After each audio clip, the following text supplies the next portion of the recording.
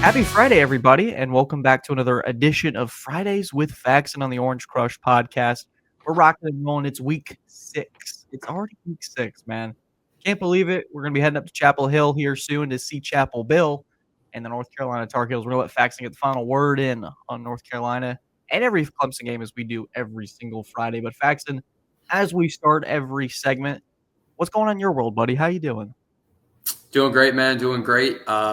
Excited for basketball season, to be completely honest. I know that's not the topic on itinerary for today, but enjoying some Major League Baseball playoffs right now, enjoying some college football. NFL has been great, and excited for the Tigers to be back in action this weekend up in North Carolina, man. It's going to be a good game, hopefully, and hopefully the Tigers can find a way to get up off the schneid and respond. So excited to break down some games with you. It's all about the response. And unfortunately, I think the college football gods did this because we're no longer on the bye week and we'll be working on Saturday. The slate isn't as exciting as admittedly last week was. Last week was a spectacle. It was, as I don't know, it's the meme, the absolute cinema meme guy. Put his hands up in the air and just accepting the fact that college football is amazing, but we still got some good ones. I'm going to start you off here. We got 4 that I've selected just because I didn't want to choose Syracuse or an NC State. I don't really think that would be interesting enough for the brain power of yours, my friend. I want to start with a trap game here. It's interesting just given the spot that Texas has been in the last several weeks. They've been playing some junior colleges. I see the hands moving. So I think that we're about to get something spicy here. Texas goes and travels to the swamp to play Florida, a Florida team that I think is flying under the radar a little bit, swarming around on defense, making really some big plays. They're playing a Texas team that, if you ask me or anybody else, really hasn't impressed with Arch Manning. Similar situation, really hyped up offense, kind of down the drain, especially with some of the competition that they've been facing, enough to where Arch Manning's staring down a poor kid from Sam Houston State, a team that they should crush, of course. But man, is this a trap game? I'd love to sort of break this down. This is one of those games that feels like that's Billy Napier's spot to win, and it keeps him around for another year.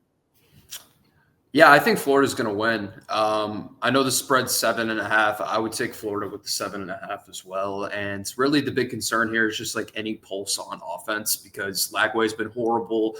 The play calling's been horrible. They're not letting him throw the ball vertically down the field. They haven't been able to get the run game established because they haven't been able to establish a threat in the passing game. So there's been a litany of issues with this Florida team throughout the course of the season thus far. And none of those are on the defensive side of the ball, right? I thought they played well enough on defense to beat Miami. The offense was just anemic per usual, gave up a ton of short fields, had more turnovers, and they couldn't stay on the field or win the time of possession battle. But with that being said, you know, a lot of those same issues with the identity offensively can be applied to Texas because Texas has really struggled throughout the course of the season to get the ball rolling on offense. Now, obviously, they looked a little bit better against Sam Houston, but we got to take that with a grain of salt because they're 0-4 and playing the Conference USA. Right? Like Texas should be winning that game by 75 points regardless. So I don't know. We've seen Arch in a very limited sample size against really good competition, and he hasn't been great. I know Ohio State's defense is better than Florida's, but I think Florida's got a top 5 to 7 defense in the entire country. And it's my understanding as well that they're going to be getting some guys back. So I like the Gators 16-13 in this one. That's my genuine score prediction. I think it's going to be that low scoring, and I think this is going to be a rock fight, and these teams are going to bloody each other to death. And Florida and Texas rather is going to leave the game with a second loss on their resume. And at that point, every game becomes a playoff game the rest of the way for Arch Manning and co. You got to start asking questions about Atlanta, and will they be able to return to that stage? And I think the answer is no. So Texas is a team I'm definitely a little bit lower on than most right now, and I think a lot of people still are a little bit skeptical and have some questions about how they can hang with the big boys. Florida clearly not regarded as a big boy right now, but that defense can play, Grayson. They absolutely can. And I think I slot Texas in a similar spot to Penn State, where nationally they're going to get that top 10 ranking. And obviously Texas had faced Ohio State to open the season, but in between then and now, they've been playing junior colleges and really haven't impressed, to be completely honest. And Arch Manning specifically, he's forcing the ball in a lot of different spots, not really as smooth as a thrower of football. Something might be wrong with his shoulder or his elbow. The way the motion just looks off to me. I know people kind of dove into that. Might have been tape from last year, but there's just something not quite there with Texas's offense. And I think this is a spot that ultimately Texas could be leading ESPN shows on Monday morning with how disastrous this could be just because of the nature of the last name on the jersey. I like Florida in this spot. This feels like the Billy Napier going to have his job secured game where it's going to be the big brand. Did the same thing with Ole Miss last year. The offense was not near as high flying as it was under Jackson Dart in the Rebels, but I'm going to agree with you there. I saw the hands moving. I knew that I could pick this and get the blood boiling a little bit to start this one off. So I like Florida here, man. I really do. I think that it's low scoring, but Arch just hasn't impressed me. None of these quarterbacks that were super hyped up, maybe outside of, I'm trying to think here, not Klubnik, not Aller, not Nussmeier. Pretty much every highly touted quarterback coming into the season that was like projected towards the top of the first round has flopped, like compared to what the expectations have been. Even Nussmeier, for his standard, I know he's dealing with an injury. He hasn't been very good. Sellers, I mean, they're not really a noteworthy team at this point in the season. And South Carolina fans, if you're watching, it's not a shot at you because clearly we understand the situation going on here. But all of these upper echelon quarterbacks, for the most part, Grayson, have flopped. And we're in a situation right now where I think QB1, QB2, and QB3 are Mendoza, Dante Moore, and Ty Simpson. What a crazy world we live in. Ooh. Dante Moore could be QB1 in my book easily. That kid can flat out sling it. And I know that we're probably going to see a guy like Arch stay another year, and he desperately needs an extra year under the crock pot. I still have faith he'll be a good quarterback. I thought the comparisons and the hype were a little bit too overblown just because we hadn't really seen much, and what we had seen last year were 2 starts with no pressure against ULM and a bad Mississippi State team. And is there the whole SEC is going to be the second coming of Eli and Peyton and all of this stuff? It just felt like there was way too much on the kid, and there was no way, even if he had played well right now, there's no way he was going to live up to any expectation that folks had thrown on him.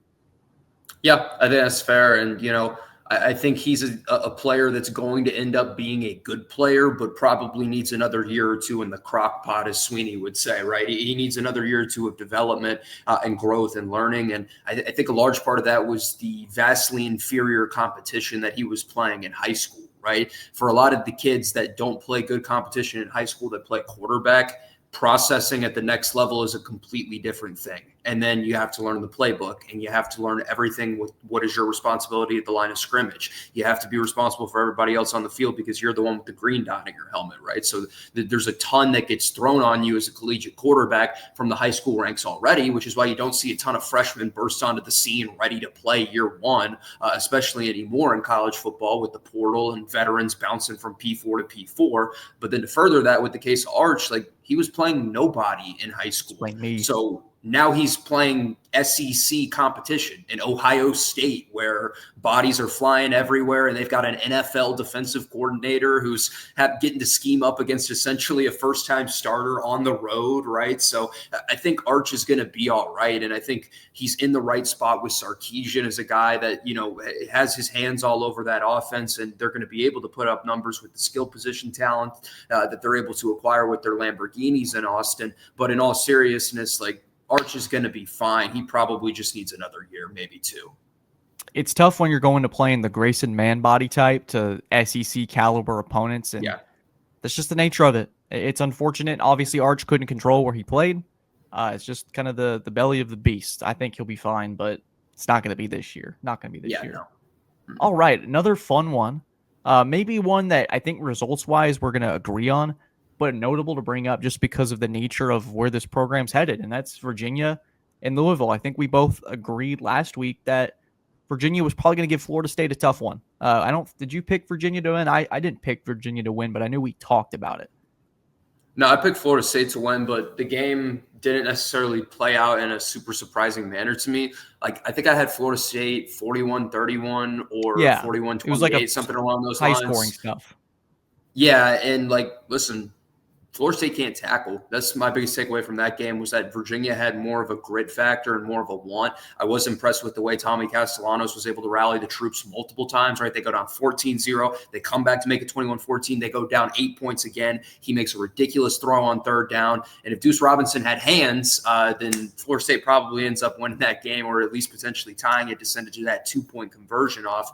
But, yeah, Virginia is a team that's very comfortable in their identity. They know what they want to do offensively. They want to be balanced. balance. They want to use Morris and accentuate all his strengths at QB, and they want to use Taylor as the complementary guy in the run game. They want to get the ball in the hands of Terrell Harris on the outside because he's a big-time yak threat and he's a playmaker. They like using the tight end as well over the middle and utilizing that seam. We know Tony Elliott's a great play caller. We know he's a great motivator. The issue for them is defense, and that's what lost in that game against NC State, was giving up 35 points, right? And they still probably should have won that game if Morrison threw an atrocious ball at the end, but that's here nor there. Headed to Louisville is going to be a little bit different of a beast, but I don't think Miller Moss is anywhere near as good as the last 3 to 4 quarterbacks Jeff Brom's had at Louisville and Purdue, respectively. I think he's the worst of the bunch by far. And I think what can also indicate that is the success that Maeva is having right now at Southern Cal, where Miller Moss, if you can't figure it out under Lincoln Riley and Jeff Brom, bro, like, pack it up. This ain't for you.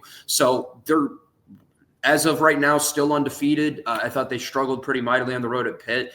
I'm cool off this Louisville team. I think they're fine. I just think they're an 8 or 9 win team with a really hard cap ceiling that's prone to dump a couple in the ACC. And I know that the stock is high across the country right now on Virginia, and that leaves me a little wearisome, but I think they're going to go on the road as a 6.5 point underdog and win the game outright. Like, I really think there's no reason that Tony Elliott can't go win this football game if they just beat the opponent of caliber of Florida State. Maybe there's some emotional high drop-off factor involved in that situation, but at the end of the day, like, I'm not sure that Louisville is a better football team than Virginia is. Like, I think they're right here with each other, both 8 or 9 win teams in my book in the ACC, and I think Virginia is going to get them this weekend. I think we learned more about Tony Elliott's program than we did last week against Florida State, because now it becomes how do you handle that success? Mid-season, You're in the top 25. You're still an underdog, which is crazy to me, just given how Louisville, I think both of us have been underwhelmed by that product with Jeff Brom and Miller Moss. It doesn't look the part, man. Like, this isn't Louisville from last year. No, and that'll be a conversation for later in November when Clemson has that Friday night game. But I'm going to take Virginia in this. I do agree there could be that emotional. You got to kind of shrug that off. Maybe that first quarter you're playing a little bit too juiced. But I do think that Virginia's on their way to winning 8-9 games this year. And that's a massive step for Tony Elliott. And they might as well go Virginia football. If you're winning 8-9 games a season, you're getting a statue built in Charlottesville. So Tony Elliott's doing a hell of a job. And I think Clemson fans certainly have been clamoring and they've been pining for Elliott to come back. And I don't think he is anytime soon. Faxon, we're going to conclude these final 2 games. Would wanted to dive deep into these 2. College game day, we're going to start there. Heading to Alabama after a massive win over Georgia. Ty Simpson, let me tell you, man, that kid looks dialed in from the jump. Yeah. He was going from read to read, and he's got like the pocket passer traits, but it feels like he's able to make the most of his athleticism. He can make a few plays with his legs when he needs to. It doesn't feel like a Mac Jones where he's a statue in the pocket. That's your guy. That used to be my guy, now playing for the 49ers. But Ty Simpson and that's Alabama offense. I was listening to some of the podcasts today, just kind of see where the tenor of that program's at. And they said they're already focused on Vanderbilt after that win over Georgia. It was immediate. They're flipping to the Commodores, a team that was the reason that everyone was going for DeBoer's neck in the offseason, was that loss to Vanderbilt, where Vanderbilt, I think, earned a lot more respect nationally, but at that time, that was sort of as he claimed it, the cattle prod on the neck of Alabama, to credit Josh Pate there. But, man, this feels like a big game. Vanderbilt really hasn't played too much competition. They've kind of just done what they've supposed to have been doing. Diego Pavia comes in on a big road game. This has got to be the biggest game in Vanderbilt football recent history, because you get a win over Alabama here on the road. You're in the driver's seat for some special things. I'm not sure it happens. I like Alabama to continue rolling here. But what say you here? Before we get back to this video, we'd like to thank the title sponsor for this podcast, Newton, Scott, and Associates. This team is headlined by Jeff Scott, former Clemson assistant coach and 2-time national champion, as well as Eric Newton, a longtime local and trusted real estate partner. These two are teaming up to provide a first-class experience for all Clemson fans. Whether you're looking to buy, sell, or build in the upstate area of South Carolina, you can trust Newton, Scott, and Associates. Choose the same team that Clemson coaches are selecting when they're looking to buy, sell, or build, all the way from Tigertown to Lake Keowee. For more information, you can find them at newtonscottsc.com or by calling the number 864-722-9062. That's 864-722-9062. 9062. Now, let's get back to the video. I think Vanderbilt's a really damn good football team. Just to be honest, that's my first impression of Vanderbilt. Is Vanderbilt's a really damn good football team. I think that this is a team that can compete toe to toe, player for player with just about anybody in the country. And I think that when you account for the financial situation right now in Nashville, people don't realize that has closed the gap with programs like Vanderbilt. And I know it's Vanderbilt, right? And there's always going to be some level of maybe neglecting that program because of what history has showed us. My response to that would be go look in Bloomington, Indiana. Go look at what Curt Cignetti's done with that program. They just went to the college football playoff. Go look at Boise State that fielded one of the best teams in the country last year and is being competitive. Go look at South Florida that's taken a couple teams in the country and smacked them around, right? So, this isn't college football from 2020 and prior. This is 2025 college football where everybody has players, everybody has money, and everybody has athletes. And then you talk about the most important position in sports, well, it's quarterback. Diego Pavia is just about as good as you can get in college football right now, right? I don't think he's some game-changing NFL talent, but for a college-specific QB, with the way that they can kind of run that veer and shoot offense with the RPO, Pavia's ball handling is incredible. He makes the right read, it feels like, every time in those reads, the zone reads that they give him, and the run-pass options that they give him. I'm really high on this football team at Vanderbilt, but I will say I think Alabama's going to win the game. I think this is 33-30. Is the vibe that I'm getting. I'm impressed with Simpson. I'm impressed with the skill guys. I think there's an argument to be made that Ryan Williams is the third best receiver in that room behind Horton and Bernard. I think Horton and Bernard are both better than Ryan Williams as of right now, who had another brutal drop last week on a walk-in touchdown that would have been 60-plus yards to start off the game for Alabama on their first drive. So I think Alabama really impressed last week, but it's also important to remember that they scored 0 points in the second half. And Ty Simpson is involved with that as well. I think the reason that they won the game was because Ty Simpson was only pressured 5 times and 40 dropbacks. 35 of his 40 dropbacks were clean. So if you let Ty Simpson sit back in the pocket, he's got the Kirk Cousins traits where it's like he's accurate, he's on time, and he has got the anticipatory traits to be able to get the ball out on target every single time. So if they keep him clean, they're going to score 30-plus points per game for the rest of the season, even against their schedule. The question is going to be what defensive line can start to penetrate that Alabama offensive line. If it's Vanderbilt, they've got a chance to win the football game. I just don't think they can do that consistently enough for 60 minutes to win. But I do think a double-digit spread is a little bit disrespectful of the Commodores, and they deserve a little bit more respect in Vegas because this team's got pretty good skill position players. They've got physicality and toughness on defense. They obviously have the experience with the coaching staff versus the coaching staff getting that win last year. And I think this is going to be a higher scoring game that Alabama survives late. But the main takeaway from everyone across the country is going to be, man, Vanderbilt's nothing to be played with. That team's actually really good.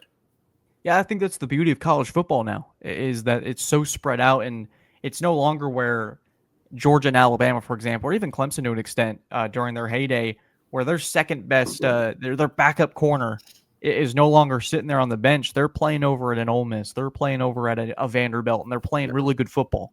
And so there's this parity that's been sort of spread out because of the funds that have been allocated, and it's created a Vanderbilt that's in the top 25. It's created a Virginia team that just beat Florida State. It's created a USF team that's going to be a problem in the group of 5. It's created an Indiana, as you've said.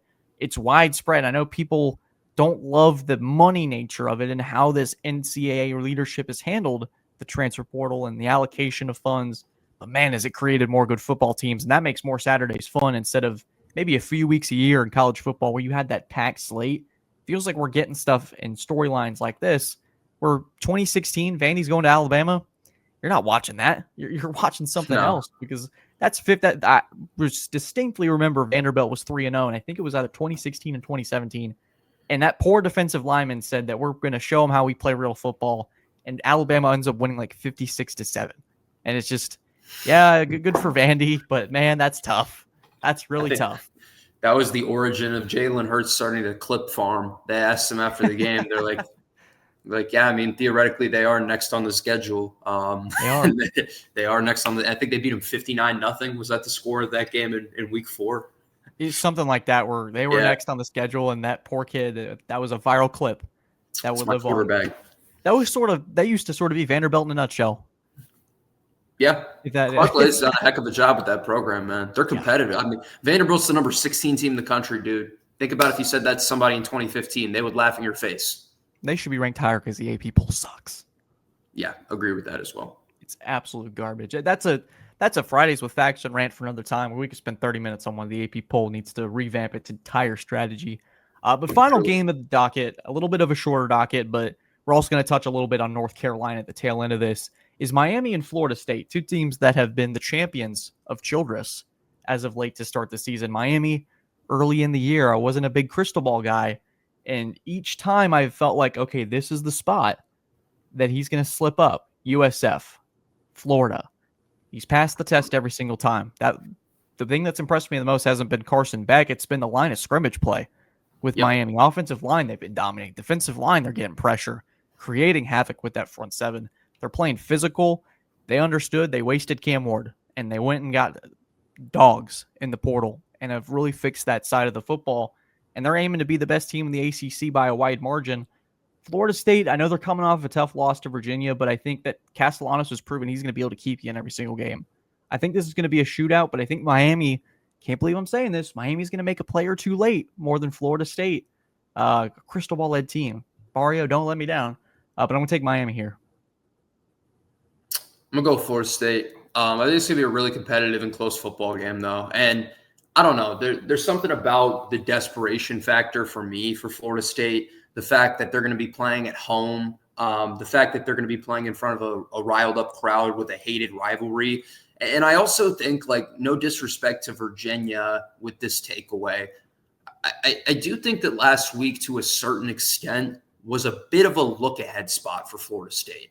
And in all fairness to Florida State, like, it's hard not to be with Miami on the schedule. Right? This is the number 3 team in the country or whatever that's coming to your place. You've got an extra day to prep. You've got an early short week prep road night game against a team that's traditionally not great, right? Like, this isn't a helmet matchup when you're going to Charlottesville, Virginia. No offense to our Who's fans. We love your program and we love Tony E. But, like, that stadium wasn't even sold out. You're playing a top 10 team. The stadium wasn't even sold out. Like, they need to support him more and support athletics more up there in Charlottesville. Conversation for a different time. Wraps me back to saying this about this FSU Miami matchup. I think FSU is going to want it more. And I think Tommy Castellanos is a guy that FSU has a certain element to their game where if you haven't seen a mobile quarterback yet, they're hard to prepare for, and it's hard to simulate that. Like, you can have your guy that's a great athlete run the scout team QB, and you can think you're prepared, but it's nothing like getting in that moment. And it's nothing like getting against real live bodies, against teams wearing different colored jerseys than you. So I'm going to go with a Gus Bus bounce back this week. I think that Florida State is going to be the first team to maybe exploit some cracks in the Miami defense. I love the lines of scrimmage play. You know what I've said about Miami from start to finish. I've also had a really good radar for both of these teams throughout the course of the year. Pick Miami against Notre Dame, pick Miami against Florida, against USF. I said I thought that was going to be a blowout. So I feel like I've been pretty on the money on both of these sides thus far this season. And it's two sides that I haven't hesitated to back, even with Florida State against Alabama in week 1. I just think the desperation factor and the fact that you're coming off of an emotional low for Florida State, playing in front of that home crowd that's going to be rowdy, state bragging rights on the line in a matchup that's got a lot of hate and emotion and fuel. I like Florida State to defend home field in a close game. Give me the Noles 31-27 over Miami. There you go. We got some good games if we're predicting them down the line here with FSU in Miami. I still think this probably could be the ACC championship in Charlotte. I know they would give Florida State 2 losses, but I'm looking down the stretch here. Georgia Tech, I think there's a couple slip-ups coming with that group. I really do. I'm high on them, but I think they're held back at quarterback, and the way they're able to attack down the field with some of their playmakers just feels a little limited. Wouldn't shock me if we're talking Knowles and Canes and a future Fridays with Faxon in Charlotte. Not going to be Clemson, sadly. It's going to be tough, but it's okay. It's okay. But a game we're going to be talking about featuring the Tigers, we're going to give Faxon the final word, as we always do, is North Carolina. We talked about it today. We're recording this on Thursday night before the Red Sox beat the Yankees. Hope that doesn't age poorly here in a bit. Yeah. But we talked about Bill Belichick and the mess that it could potentially be. This matchup was super hyped up before the season started, and it kind of fell flat on its face. But I still argue that, and I talked about this on our podcast with Chapel Fowler yesterday, you should go watch it. is that there is a scenario here where I feel like this is much more important now with where Clemson is. They're 1-3. 1-4 feels like a doomsday scenario against a team that I think arguably would be the worst loss on the schedule with North Carolina, a team that on paper might be less talented than the Troy team you played back in September. It's been a mess up there in Chapel Hill for Belichick. And I know that they'll make a lot about the name. It might be bigger for North Carolina to win this one than Clemson, but you need a get back spot, not just for this year, but for 2026 and beyond. I think this tells us a lot about Sweeney's program on Saturday. Where's the fight post-bye? There have been some struggles, as you pointed out in your show today. Does Clemson get it done? I think they do relatively easily, but there hasn't been really a reason to believe that. This is just because the other team on the other side is reeling just as much as you, and eventually if the talent's going to give, it's got to be this week. Yeah, I mean, North Carolina's terrible. They played 2 games against Power 4 competition. They lost by 28 to TCU at home, 48-14. They went on the road to Central Florida and lost 34-9. They're averaging 11.5 points per game against Power competition, and they're losing by an average of 26.5 points per game against Power competition. So, if Clemson, I've almost went full-blown Shadur there and just started going. You start miming it? Yeah, seriously. But I'm concerned if this game is close. It's really not even about winning and losing. If this group is anywhere near as good as we all anticipated to be in the preseason, there's got to be at some point in time a turning point. And if it's not against this opponent, it's just not going to happen. It's kind of where I'm at on it. So I think Clemson's going to win, and I think they're going to win in blowout fashion. I also thought that against Syracuse and fell flat on my face because the team didn't show up and give the adequate effort to deserve to win that game. And you got gashed on defense by Syracuse, and it looked effortless at times. And the effort for the Tigers was in question from certain players. And then to further that, you gave up 10 points before you even got the ball on offense. So clearly we're just going off of more wish casting with this Tigers group for positive outcomes.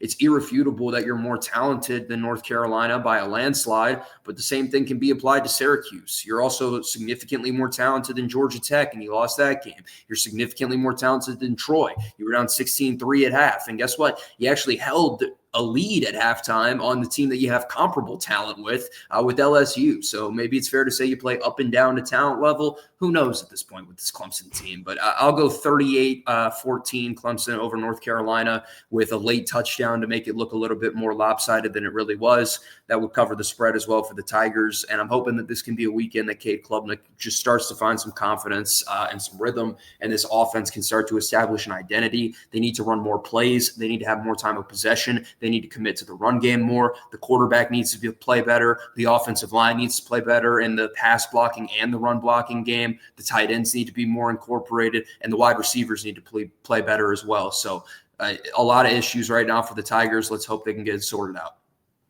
Yeah, sorted out. It feels like if things fall awry on Saturday afternoon, that drive back from Chapel Hill, I'll be riding with Mr. Brandon Rink. We've had a good time on the road on these long road trips, but that could be a tough one back home. Just thinking about where this team was in August, and if they're 1-4 after a loss to a North Carolina team that has been downright putrid, it could get nasty over here in Tiger Town this weekend. But I don't think that's going to happen. I think Clemson's got this one. I said 34-17 in the same kind of reasoning as you.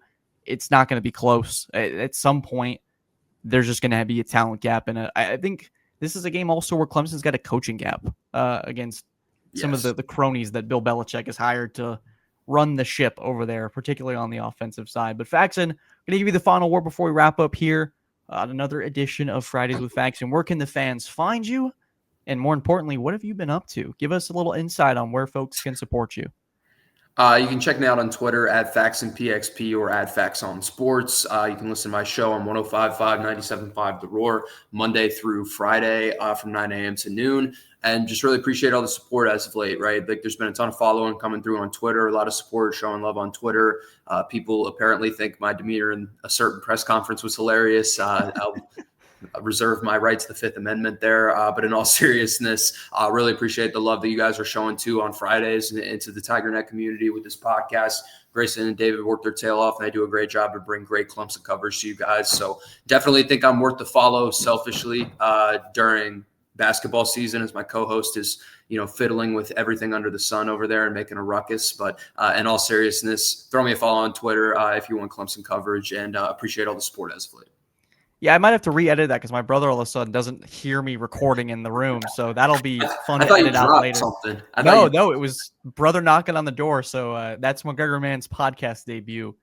For the folks watching up to the very end, I might have to edit part of that out, depending on people seeing my eyes nearly pop out of my head. But guys, thank you as always for tuning in. Subscribe for more. God bless y'all. Go Sox. Season doesn't end tonight. Have a good one.